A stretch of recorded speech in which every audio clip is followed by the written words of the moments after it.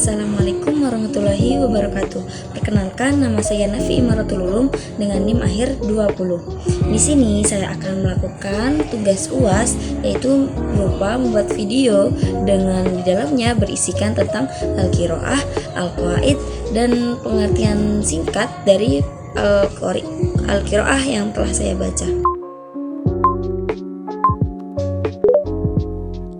Baik, yang pertama saya akan membaca pada bacaan at-tasamuh. At-tasamuhu lughatan minal musamahah wa hiya al-musahalah wa tasamuh huwa at-tasahul amma fil istilah fatasamuh huwa as-safhu wal afu wal ihsan wa amma ta'rifu at-tasamuh fahuwa al-infitahu ala tanawu'i wa ta'addudi bi muhtalifi ashkalihi wa tasamuh diddu ta'assubi wa tatarrufi wal ghuluwi. Hunaka ayatun qur'aniyatun wa hadisun nabawiyyun yadullani ala adai tasamuh. Qala Allah Ta'ala fi suratil A'raf ayat 199. Khudil afwa wa'mur bil ma'rufi wa'rid anil jahilin. Wa an Abi Ayyub radhiyallahu anna Rasulullah sallallahu alaihi wasallam qala la yahillu li muslimin ayyahjura akhahu fawqa thalathi layalin yaltaqiyani fayuridu hada wa yuridu hada wa khairuhumal ladzi yabda'u bis salami.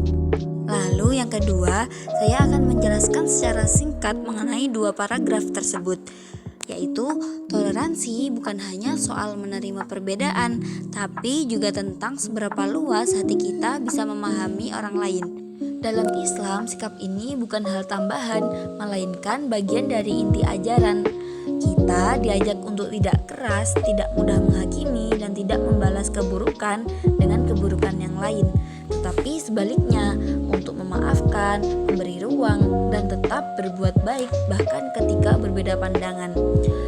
Lewat ayat-ayat Al-Quran dan sabda Nabi Shallallahu Alaihi Wasallam, kita belajar bahwa menjadi seorang muslim bukan hanya taat ibadah, tetapi juga mampu membawa ketenangan dan kasih sayang di tengah masyarakat luas.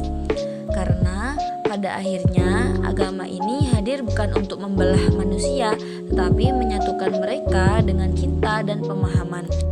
Yang ketiga, kita akan memasuki pada al-qawaid. Yang pertama, kita akan mengetahui mana isim, fiil, dan huruf. Isim merupakan kata benda. Isim adalah kata yang menunjukkan nama orang, benda, tempat, sifat, atau keadaan yang tidak terikat oleh waktu. Tanda-tanda kalimat isim antara lain al, tanwin, di-i'rab jar, dan kemasukan huruf jar. Contohnya pada teks ini adalah lafadz yang sudah saya garis bawahi berwarna merah. Yang kedua adalah fiil. Fiil adalah kata kerja, yaitu kata yang menunjukkan suatu kejadian atau tindakan yang terjadi pada waktu tertentu, seperti masa lalu, masa sekarang, atau masa depan. Contohnya pada teks ini adalah lafadz yang digarisbawahi berwarna hijau. Selanjutnya pada kalimah huruf. Kalimah huruf adalah kalimat penghubung atau penentu. Huruf adalah kata yang tidak memiliki makna sendiri tetapi berfungsi untuk menghubungkan kata atau kalimat lainnya. Huruf tidak dapat berdiri sendiri, melainkan harus bersama dengan kata lain agar maknanya jelas. Contohnya pada teks ini adalah lafadz yang bergaris bawah berwarna kuning. Kemudian saya akan menyebutkan beberapa contoh dari i'rab rafa, nasab, jar, dan jazm pada teks yang sudah saya tampilkan. Pada contoh yang pertama, pada i'rab rafa itu ada pada lafadz at-tasamuhu lughatan minal musamahati. Pada lafadz at-tasamuhu itu merupakan i'rab rafa karena menjadi mubtada. Lalu pada lafadz yang kedua itu terdapat di lafadz at-tasahulu. At-tasahulu itu merupakan khobar dari lafadz at-tasamuhu. Lalu ada pada lafadz fattasamuhu huwa as-safhu wal afu wal ihsanu. Pada lafadz fattasamuhu huwa as-safhu itu merupakan i'rab rafa karena ada susunan mubtada dan khobar. Lalu ada pada as-sahfu wal-afu, itu merupakan tawabi, yang mana al-afu itu tawabi pada as-sahfu karena ada huruf ataf di tengahnya. Jadi i'rabnya mengikuti as-sahfu.